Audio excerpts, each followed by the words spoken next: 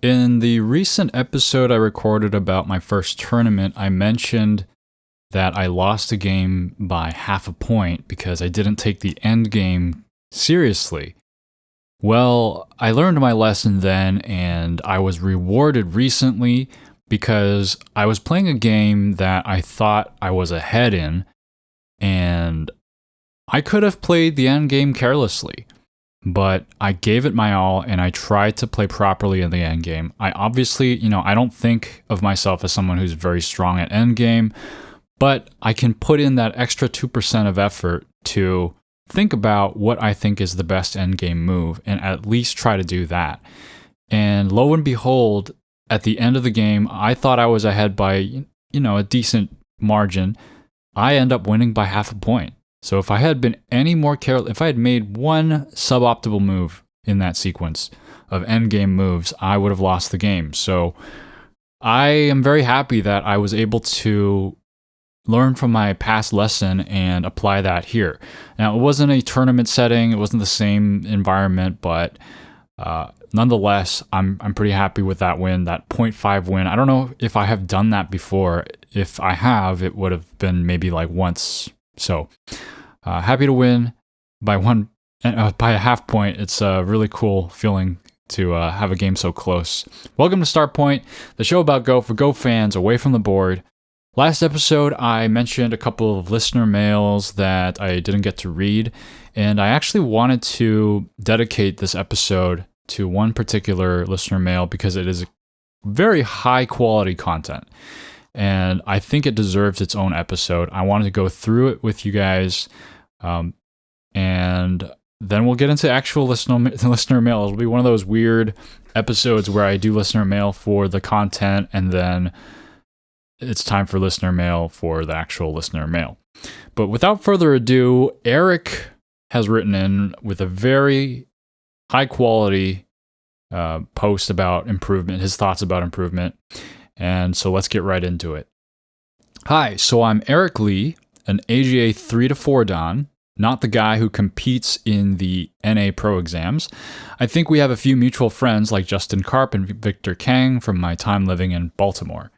You know what? As soon as I saw that you were Eric Lee, I thought that's the Eric Lee that you were that Eric Lee. So it's good that you cleared that up. Continuing on, I recently started listening to a bunch of your podcasts and noticed that it seems to be very improvement focused and talks about what people should do in order to improve to various levels. I've done a lot of talking with people of various levels about improving from DDK to SDK and from SDK to low Dan. And from my varied experiences in different hobbies, I think one of the things that doesn't immediately stick out to people is creating an effective feedback loop for improvement. Yes, so I definitely like focusing on improvement. I actually almost wish I could focus more on improvement as a topic for this show, but I just don't have, I'm not like an unlimited well of wisdom for improving at Go. I do think about it a lot, so I try to bring to the table anything that comes to mind, but this is the kind of stuff that I love to hear. I love reading about what people think about improvement, so I'm excited to see what you have to say. I think that in a given field like Go, there are mainly two different kinds of improvement. The first is relatively rapid. It is the kind of improvement you get in a relatively short period of time when you learn or apply a new concept or set of concepts, as long as those concepts are relevant to your immediate performance. An example would be a lot of SDKs I've noticed become significantly stronger once they start to understand the basics of attacking and defending groups, understanding strength and weakness, urgency, and when it's time to tanuki. I'm definitely following so far, and I think maybe what you're describing here is similar to something that I've been saying about how quick you can get improvement from just playing loads of trash games just by seeing the results of your moves and things like that. And then that will plateau at a certain point. But basically, if you haven't experienced that, I highly recommend playing a lot of games without thinking too hard about them.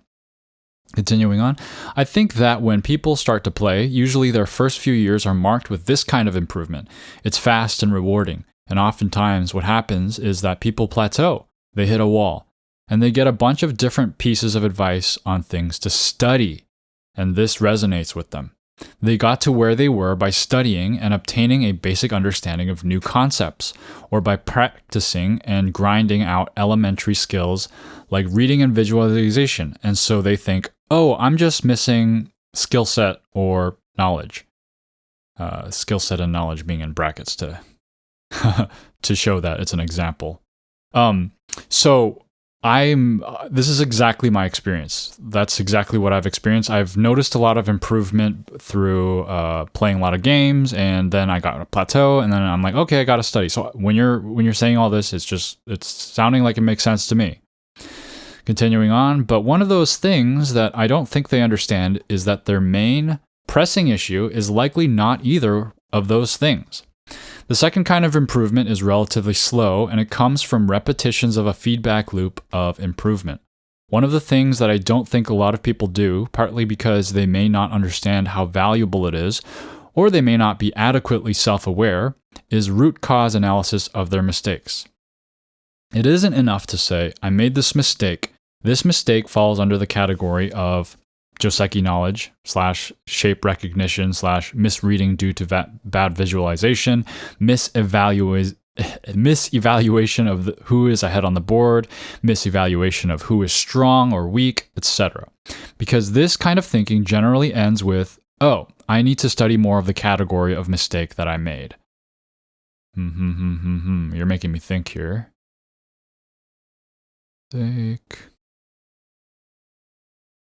Okay. Instead, I found that people who have plateaued oftentimes have a psychological issue that is causing systematic, consistent mistakes. The mistakes might happen across multiple categories, but are related to the kind of thinking patterns that a player gets themselves into. Alrighty, I'm gelling with this. I'm still gelling with this. I like what you're saying here about everything. Because this is also something I've thought about. Although I am very much also in the camp of thinking that there's categories of mistakes that will cure my bad Go playing, and I can study those things and get better at them and try to improve, like you're building you're a cyborg and you're trying to replace your parts to get better and better at the game. I also have noticed, and this is something I haven't really been able to wrap my brain around enough to actually do a full-fledged episode on yet, but the thing I've always missed from Go lessons and teachers is mindset stuff. People, like when I look at someone's play and I evaluate that play as not, maybe it's a weaker player than me, so I can easily see their mistakes. I can easily point out like this move isn't good, but I feel like I have a more general pattern behavior thing that I notice about their play.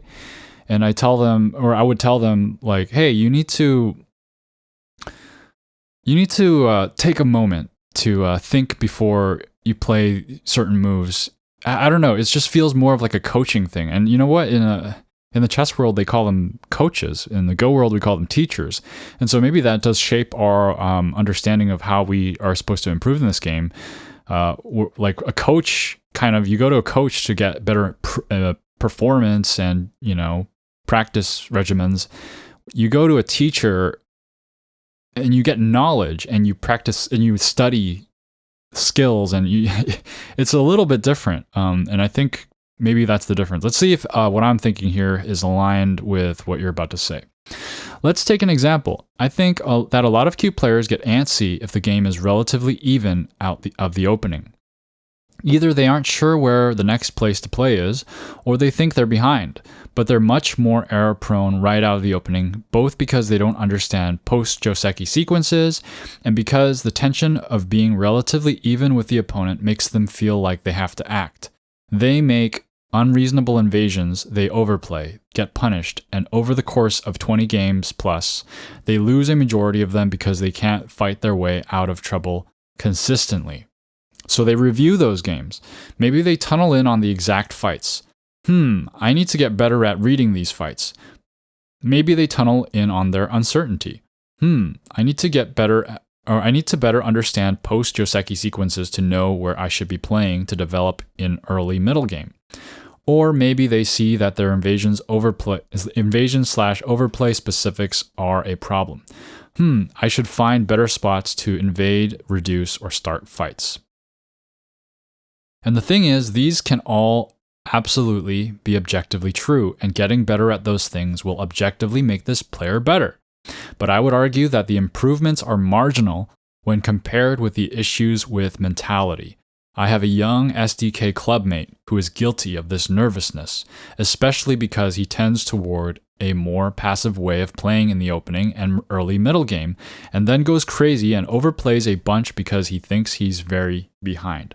You know, you're talking about general player patterns and stuff and giving these examples, but I really feel like whenever you're saying anything about what SDK players experience, I feel like you're talking directly at me. I know I'm uncomfortable with evenness, and I know that I feel like I need to push the, tides into my favor, because that's the game, right? You're trying to win. And so just being satisfied with being equal footing with your opponent is in and of itself a challenge.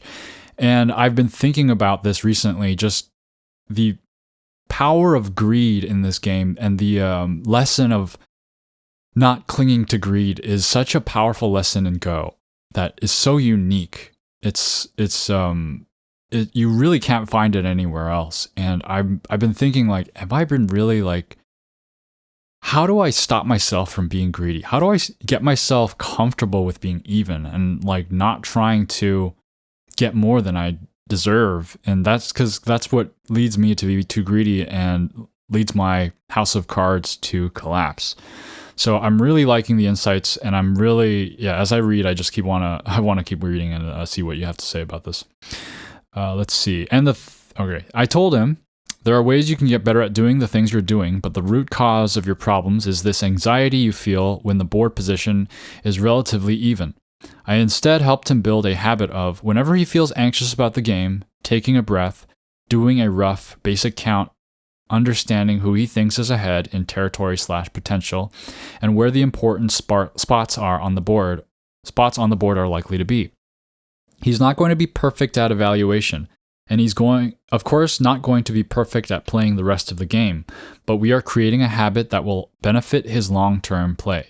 He will get better at answering the questions, better at evaluation, and better at executing game plans, as long as he isn't making decisions based on this anxiety. What you're describing here with the coaching style that you have with this player, I think it's great. And I think it's something that's really missing in the Go community right now, because everyone is posting their games and SGFs online. People are looking at moves and really coaching the moves and just teaching what the moves should be. But they aren't looking at the person. And the fact that you get to play with this player in person, you can see all their emotions, and you can act like kind of like a sensei to them and tell them, like, hey, your approach to this game is fundamentally flawed. It's not, you do have flawed moves, and we can talk about those later, but before we do that, we have to get grounded and play Go in a more calm and thoughtful way. And I feel that sometimes, I feel that I need that from others who are stronger than me, and I also feel that I can give that to others when I see them playing too quickly at certain times because of certain misunderstandings that could be improved just by taking a step to say, hey, these moves that you are considering to be invaluable right now, or not invaluable, but like these moves that you think don't matter, that you're just playing automatically, like you're on autopilot, those moves are the ones that are holding you back from the next level. So I think you should take more moments to reflect on those moves and evaluate more often, right? These are the things that I might say to someone who is struggling with their game. And it's nothing to do with, hey, your Joseki move is bad here, your Hane is bad. It's like, I know you have the potential to be able to understand what you need to understand, but you're not using that potential. Before I get too rambly, let's continue. And I think this is something that gets lost when teaching a lot of Go players, because this is oftentimes their first competitive activity. I watch a lot of game reviews on YouTube, and I used to watch them all the time on KGS. You get a lot of, you played here, and that's a mistake because of this. Instead, probably this would have been better. It is correct information, it is a completely valid way to review a game, and it even might feel like it's helpful for the student. And then they receive 100 million reviews like this, and they don't get any better, or their improvement is very marginal. Go is hard, they might say. I learn so much all the time, and I've only made a little progress. Then they go back to their Go club, and when their opponent plays moves quickly, they feel they have to match their pace, even in untimed casual games, and they end up playing a move too quickly and lose. I should bring this in for a review, they say. I've never seen this move before. I wasn't sure what to do. Surely they think that this time more information will help them. Yeah, that's what I'm so scared of, is I think I went through this long phase of indecision where I couldn't buckle down and just do the work because I was scared I would just do this repetitive thing and not improve and not get anywhere. And it's just a challenge. You can't ever be sure like whether your habits and study and gameplay will lead to improvement. Some people, they just don't improve, and that's the reality of this game. And you have to love the game enough that you will take that risk, and even if you don't improve, you will continue to play. Continuing on, I think that in my personal experience, especially in Q players, the things that are keeping them in place, if they've tried to improve already through study, are going to be systematic psychological barriers that they need to overcome. Self-diagnosing these things can be painful because you have to take an honest look at what your core issues are. And sometimes there are things that you have attached to your identity. Some players identify as aggressive players who love to start fights, so they justify unreasonable overplays that they make because of the anxiety they feel when the board is too peaceful by saying that it's their style of Go. It's one of the harder things to do, to admit that one of the things that is holding you back is something that you've associated with your own identity as a player. How right that is, and I feel like I've tried to approach style and identity in myself, and this is not just with Go, but I'm not really like much of a visual artist, but I did go to do some an art related. I majored in landscape architecture, believe it or not, in school, and there was a lot of hand drawing that we had in our curriculum, and I never tried to make myself a certain style. But what I would do is just try to do the best thing that I could, and it ended up having a certain style. And so, like Go, I would describe my style in a purely descriptive way, but I wouldn't prescribe my style and try to make that style come about somehow. It would be just, I'm trying to do my own thing, and my style is this because this is what I noticed about myself, almost like you're detaching yourself. And so I've consciously tried not to identify with a certain style, and I think it's been good because, I don't know, I mean, I don't really want a style, I just want to be better, right? So maybe that leads to a certain style as well, just the wanting to be better. It can lead to that academic, scholarly style that plays a lot of proper moves, but I'm getting sidetracked again. Let's continue on. I've seen plenty of Q players get drawn into a faster player's pace of play and blunder, and then bemoan their lack of skill at Go. I'm always a bit quizzical. I feel like if I showed you this board position and told you that you had 5 minutes to come up with a move, you would have found a winning move here. You just moved immediately. I feel like that isn't necessarily indicative of a lack of Go skill. I think the problem here lies elsewhere. This, I think, is partially what's so insidious about game reviews. They don't always tell the whole story. Which moves were made after how much thinking time? Is the player taking their time, or are they autopiloting certain parts of the game? I'm sure you've seen Q players take Gote way too much. They will end a sequence by adding a gote move that's worth roughly 5 points when it's early middle game. Then they take that game and go to someone stronger who tells them that they added a move in gote and that it was unnecessary. Yeah, I've noticed that watching a video of someone playing a game versus or watching them in person versus just looking at their SGF file is a completely different experience. And it can tell you a lot about what their understanding of the game is. And I think, you're definitely onto something here. Continuing on, but if that stronger player watched the game, they would know that the gote moves was played instantly. That changes the diagnosis here.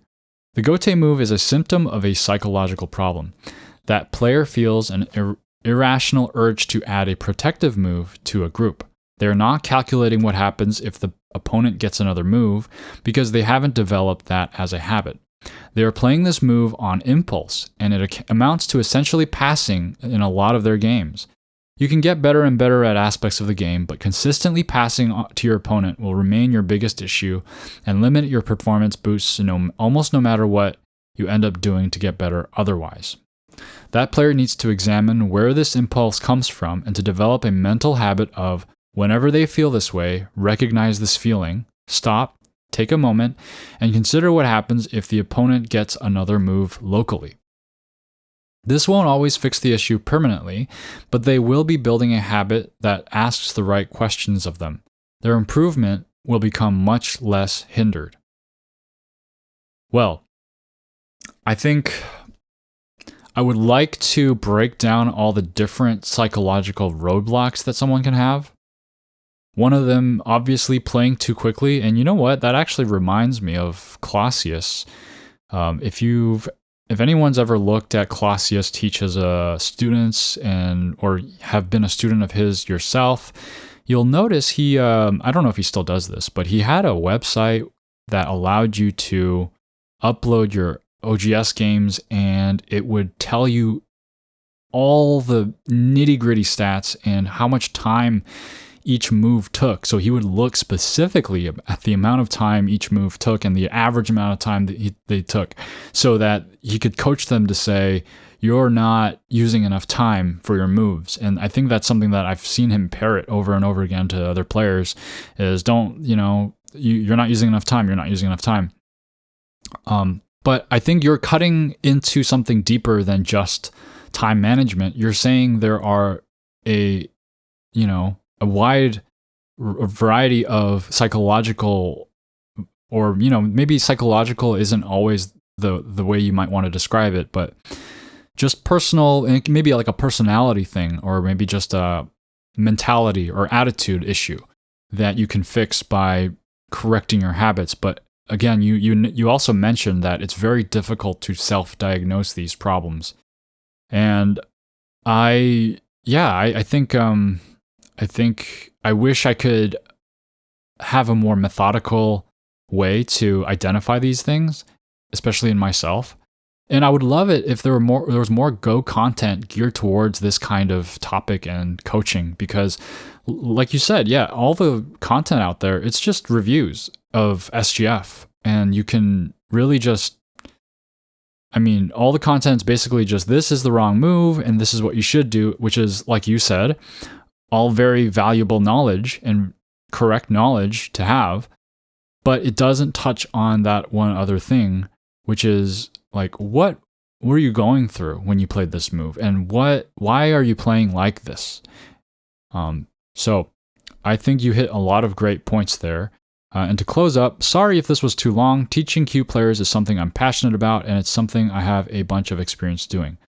Let me know what you think. Well, I really enjoyed that write-up there, Eric, and I'm really glad you wrote in, because I feel like you validated a lot of stuff that I've been thinking about.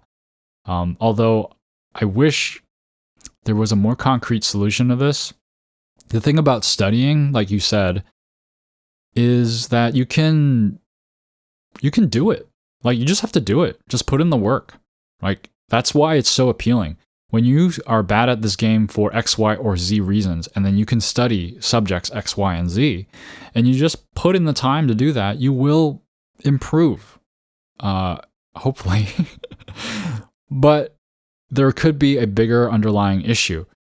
The thing is, with these bigger underlying issues, they're harder to identify, they're harder to work on, they're harder to change your habits towards. I'd love to know how you have gotten past your own personal problems to get to AGA 3 to 4 Dan. Definitely not a rank to scoff at. And so I'd love to hear your personal insights. For me, I have had a lot of things that I got stuck up on. And it's funny because every time I talk about stuff like this, I just go more meta. It's like my problems was with the approach to studying. A lot of the time, I've mentioned sometimes before on the podcast where I was doing the wrong level of problems. I was very stubborn and wanted to do difficult problems instead of just saying, hey, let me try to solve these really easy 50 problems again and again and see what happens. And noticing that that was something that I could have done a long time ago. And the whole like ladder anxiety thing, I think, is a problem that a lot of people face. And so there's a lot of different psychological issues that we can get past to get better at Go. And it's a really challenging endeavor. But I think it's really good to be conscious that there are all these psychological issues that we can try to overcome. And again, I wouldn't always consider it a psychological issue. I would maybe sometimes characterize it as a mentality or paradigm issue, right? And being able to see those things, it's difficult. It's funny because I think in the beginning, when I started playing Go, I did not want to study. I did not want to put in the work and do Tsumego or opening study or whatever, play a lot of games, get reviews. I wanted to change my mentality and get better. I wanted to change my attitude and get better. And I, as much as I could do that, I didn't improve very much because you really do need to, put in the hours to gain some skill and Go. And just trying to change your habits and mentality and perspective will not do everything that, to get you from double-digit Q to down level.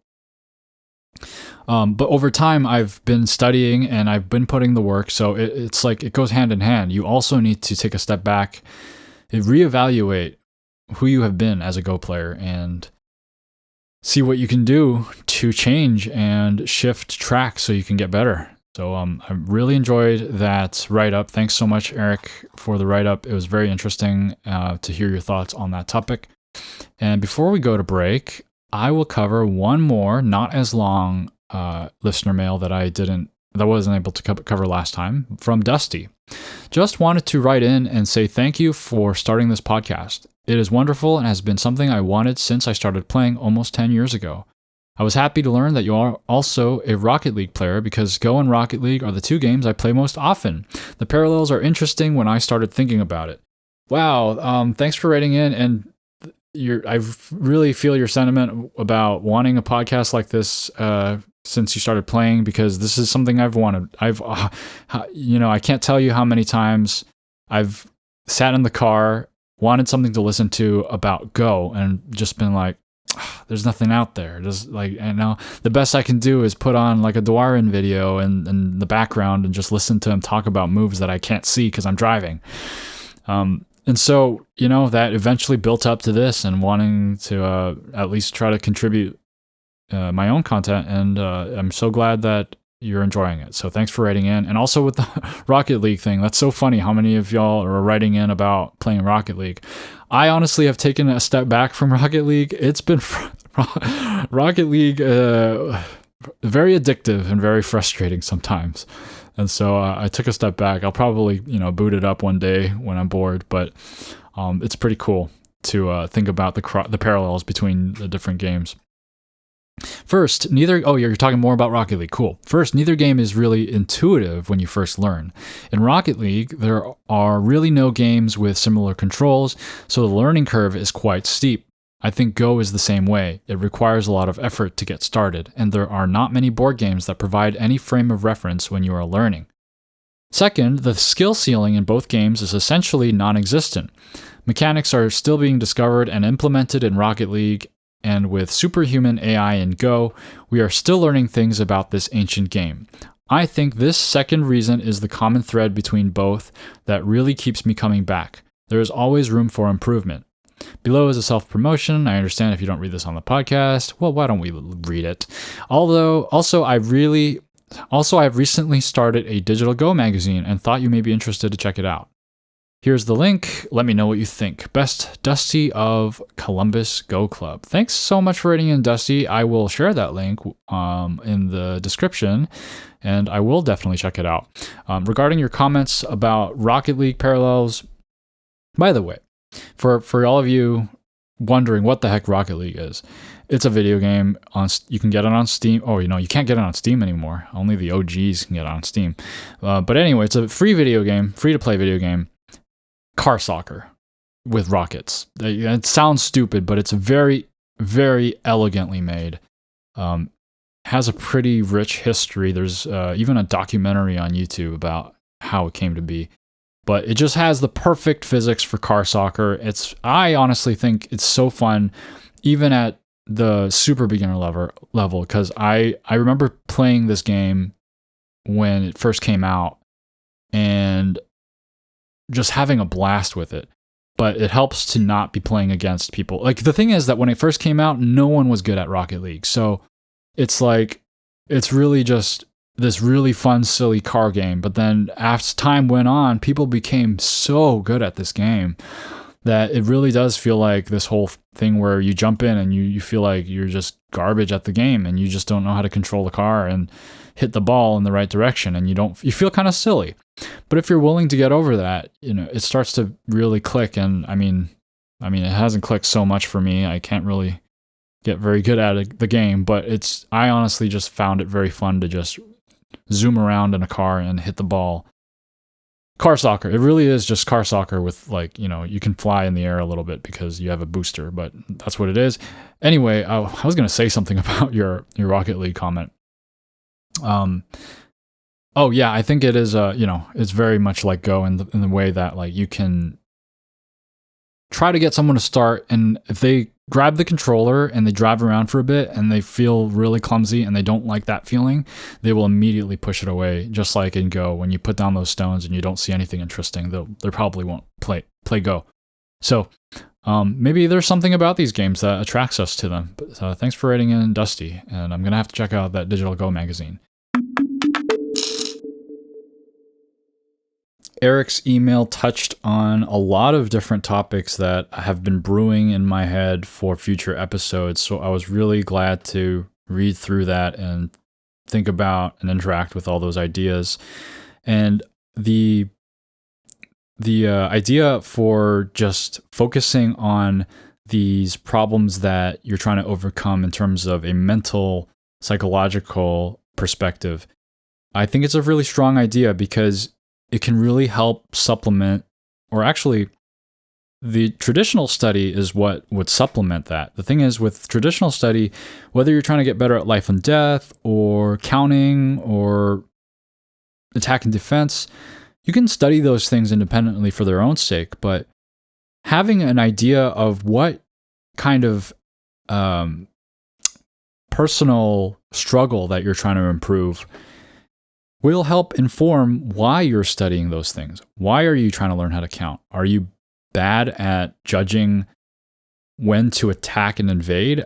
That can kind of help calm you down. Like in Eric's email, he said that he suggested that when someone starts playing anxious moves, that they take a break or take a short pause and evaluate the board and see if you can count who's ahead before you jump into that rash decision.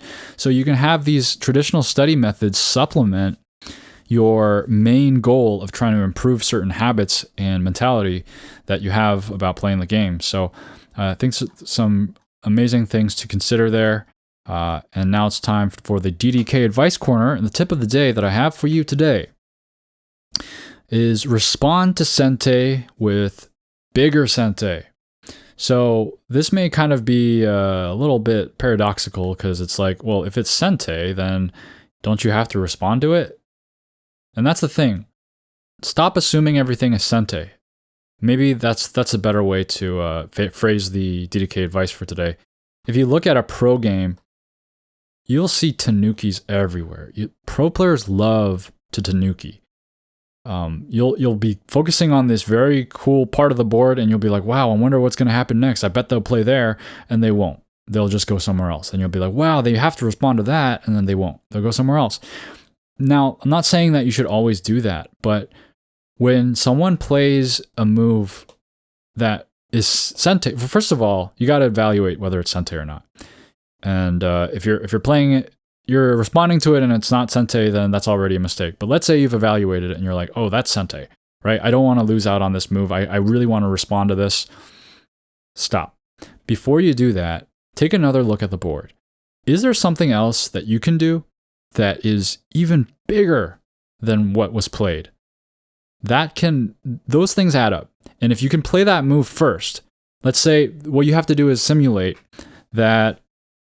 Let's say your opponent plays a move that you've determined to be pretty strong and Sente, but you find another move on another part of the board that you can play.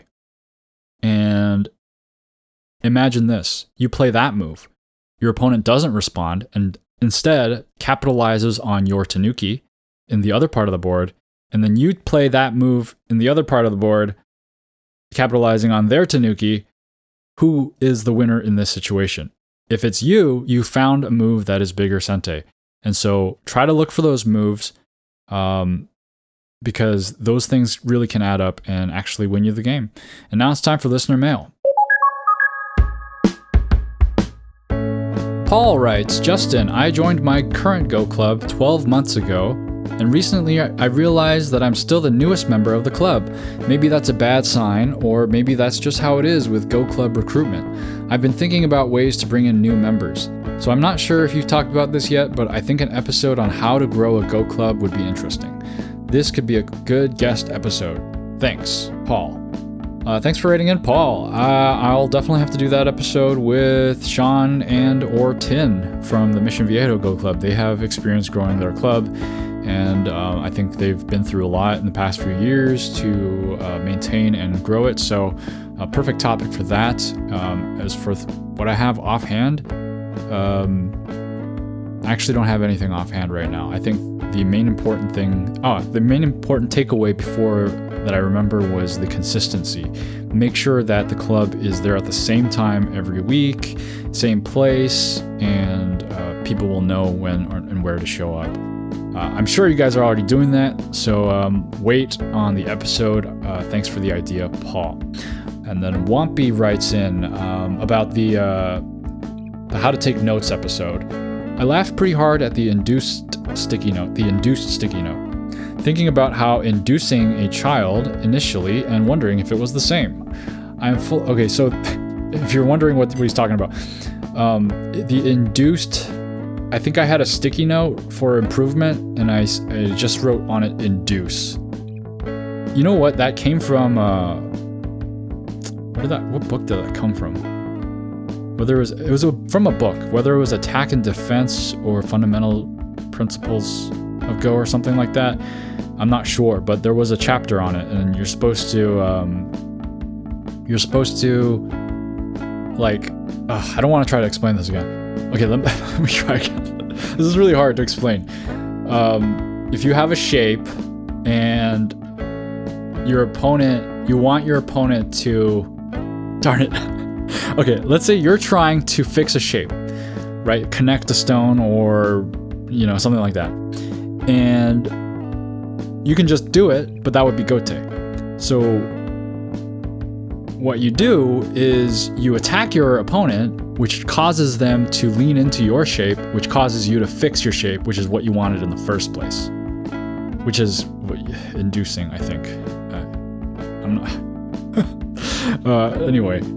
I am fully on mobile right now, so maybe it's a bit different on storing SGFs than on PC. I have iCloud, so I can use that. I like the idea around problems from your games? Does any of the apps mentioned make problems automatically? Thanks for the episode. You're welcome, Wampy. And you know what? The next listener mail actually addresses that. Tristan Hu writes, AIsensei.com offers a feature to create problems from a game that does exactly what you do with your SGF files, but in a more user-friendly way. You can create quizzes with those problems, and it will even track if you answered correctly last time, and will offer problems that you failed before again until you get them correct. Thanks for writing in, Tristan. I actually have used that feature, and I totally forgot to mention it on the episode. But basically, if you upload a review onto AI Sensei, you can look at one of the moves and just click a button that says create problem, and then you'll be able to create a problem. The reason why I don't use that one, it's been a while since I've used it, but I like to write a lot of notes and branch out and explain things, and I think that helps me understand. Sometimes I've found that I think the thing is that what they do is they shuffle the problems in like a spaced repetition style format. So I think when you start getting problems wrong, it'll float. I'm pretty sure it does this. It floats those problems up to the top, which is great, but I found that a lot of them were just one move answers, and I needed more prompts. I needed more like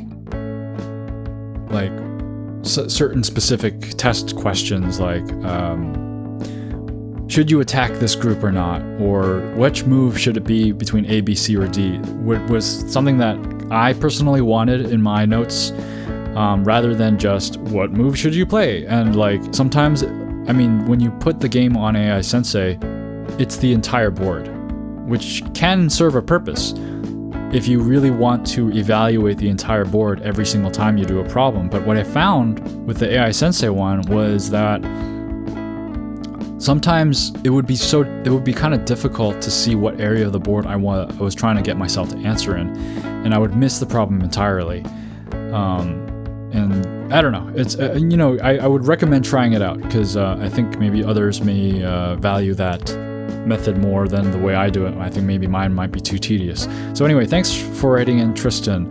And then Danger Noodle writes, "This is the best Go podcast. I shared it with members at my local club." Well, thanks, Danger Noodle, and welcome to all you club goers from Danger Noodle's club. Shout out to you guys. Thanks for sharing the podcast. Thanks for your kind words. And then Sada Haru writes, "It's nice that now with the technology, recording games and taking notes are so easy.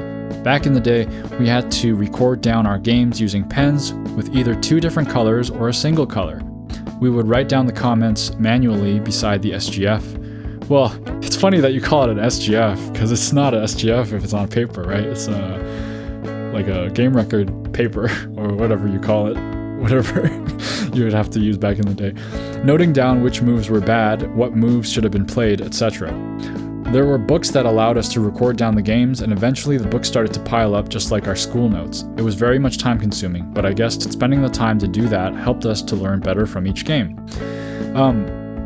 I actually, I wouldn't trade the SGF digital stuff for this, but I actually have bought a couple of Kifu notebooks that I have used to write down some games that I found to be memorable.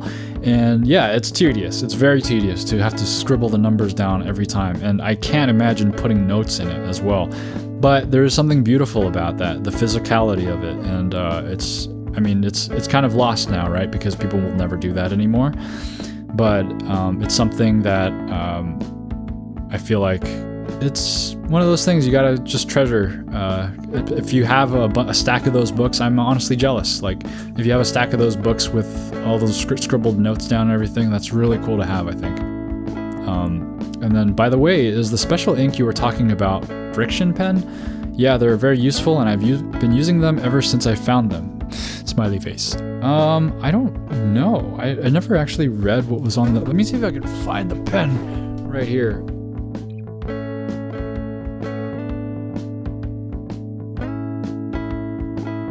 Yes, it actually is called Friction. It's like Frixion. ball clicker. I have the ball clicker version. That's so funny that you knew exactly what pen it was. But yes, that's the one. That's the one, and it's great. I highly recommend it for keeping records of Kifu, because as much as you try, I can't get through a single game without making at least one mistake writing something in, and I hate scribbling stuff out. So thanks for writing in, Sadaharu. Trey Ash Banderi writes, do you agree with the statement, you cannot lie on a Goban? Well, I can lie on a Goban, and I know this because I go to sleep on a Goban every night. I should have just made that my closing joke, but I also don't agree because I think you can lie on a Goban in the sense that you're asking, where you play a move that's like false sente. It's like a lie. Like, you know that move doesn't work, but you want your opponent to play a certain thing so that you can take advantage of their misplay. I think you can lie on a Goban. But I do know what you're getting at, and let's see what you say about it. The statement essentially meaning the way you play Go reveals a lot about you. Your flaws, your desires, your strengths, your default biases, and so on. I do agree with it, and I found out the mistakes I make in life decisions are the same mistake I make while making Go decisions. And improving at Go has helped me become a better person. Thanks for writing in, Trey Ash Banderi, and I totally agree with you. When you play someone in a game of Go, there's something that you just can't hide about yourself. Like, at the same time, when I'm playing someone who's very strong, I really can't read them. I feel naked. I'm sure everybody understands what this means. Like, when you are playing against someone very strong, you're playing these moves and you feel like they know exactly what you're thinking and they know everything about you. And I think in that sense, maybe I would phrase it as you cannot hide on a Goban. But thanks for writing in, Trey Ash Banderi. For the question of the week this week, what mental barriers have you experienced and overcome? Not skill barriers, not things like Sumego, not concepts about Go, but what kind of playing attitude, mentality, psychological problems have you experienced over the lifetime of playing this game? I would love to know your answers about that. So if you want to share your thoughts on that question, or just have some random Go story to share, or you want to ask me a question, you can comment on YouTube or the Reddit post for this episode, or email me directly at starpointpaduk@gmail.com. That's starpointbaduk@gmail.com. And if you're a YouTube listener, I would greatly appreciate a like and a subscribe. If you're a podcast listener, reviews and ratings also help. And as always, a great special thank you to Jeffrey H., James B., John M. for supporting Starpoint. And although I gave you guys a little funny, Go-related funny just a few seconds ago, today's closing joke was submitted by Ryan from the Mission Viejo Go Club. A tanuki walks into a bar. The other moves in the bar angrily said, "We only allow direct moves around these parts." But the tanuki didn't respond. Thanks for listening. Keep playing Go.